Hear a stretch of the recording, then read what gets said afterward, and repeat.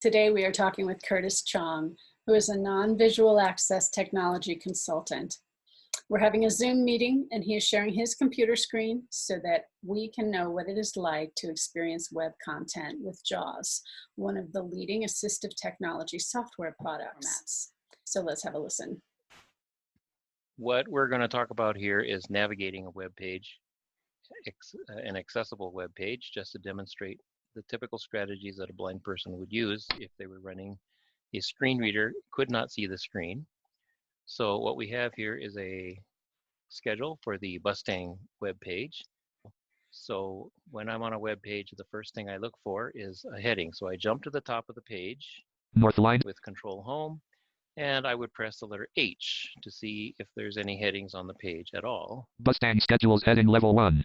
And I see that there's a heading level 1 that says Bustang schedules. Southbound, Fort Collins to Denver heading level 2. Here's a heading level 2 that talks about a schedule for southbound. Monday, Friday schedule, new schedule. Monday, Friday schedule. Northbound. Let's talk about how the table is laid out. Heading level 3 blank table with 9 columns and 6 rows. We have a table here that's got 9 columns and 6 rows.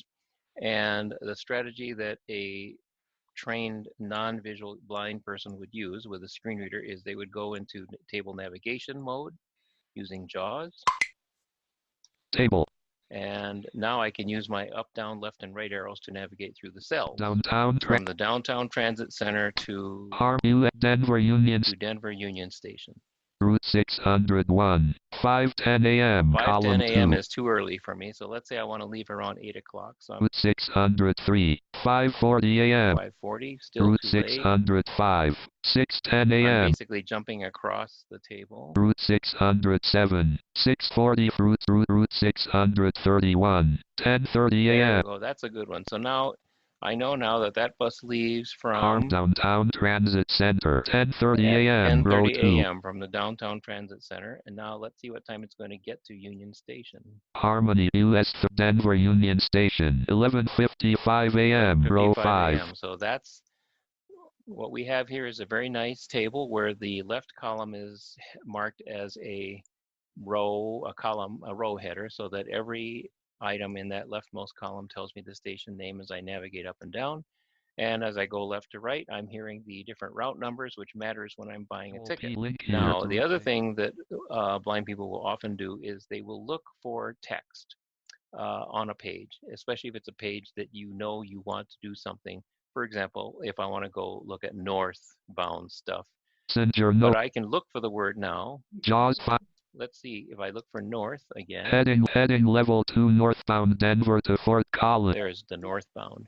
And I can look for any word on the page to help me get to somewhere more quickly. And frankly, those are the main strategies when I'm on an unfamiliar page is I look for keywords that I sort of assume might or might not be there. How does JAWS read this graphic on the page? Let me see. North line 07/US flag graphic. There's a US flag, and it says it's a graphic. Bustang link graphic. And there's a graphical link that says Bustang. 09/Bustang website footer logo color link graphic. 07/CDOT logo link graphic.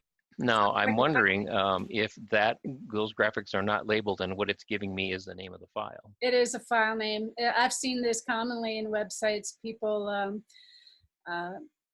it seems to happen on accident where the file name gets populated in the alt text, depending on what kind of content management system you're using. Right, but it doesn't tell me anything about what the graphic is. I have to infer. There's no explicit indicator. Logo. Right. But the nice thing here is that I can, on a web page, with JAWS's help, find where the graphical objects are.